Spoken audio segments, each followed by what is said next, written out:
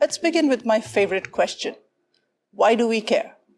Why do we care whether some religions refer to God as our Father, or always He with a capital H, or as a mother goddess, or even as genderless? How does it affect us when we are surrounded by God as man or God as woman?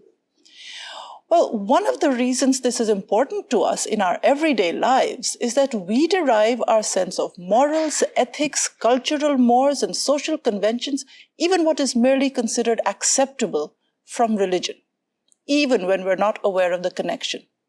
This connection can be very clear and specific, as in the biblical 10 commandments, for instance, that tell us what we should or should not do, backed by the authority of the prophet Moses and ultimately the Old Testament God.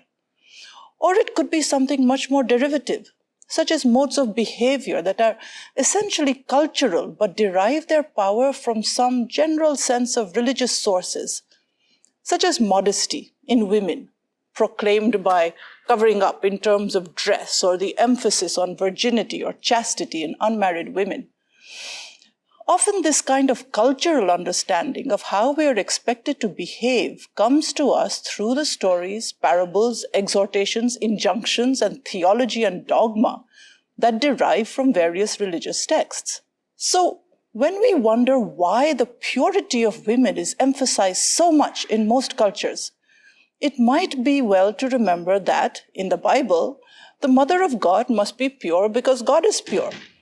Hence the Immaculate Conception, where Jesus is born through divine intervention rather than human intercourse. In the ancient Hindu epic, the Ramayana, Ram's wife Sita must undergo a trial by fire to test her chastity after she's been a prisoner of Ravan for several days and nights. And the public begins to wonder whether her captivity did not include rape or other sexual violations. Contemporary social dress codes are often enforced with indirect references to the desirability of modesty in women, harking back perhaps to the historical context of war and invasion, when women were abducted by the victorious soldiers as war loot, and the prettiest ones would be abducted first. When we note that today, women seem to be pushed further into this binary of being either good girls or sluts, then it is as well to remember that the tradition of the two Marys in the Bible, the Mother of God and the prostitute, are a binary that has saturated cultural traditions and percolates down to us in the present. So why do such ancient histories matter to us today? Two reasons. One, it helps to know that these are not the natural order of the world or of the ordering of genders. They are constructed.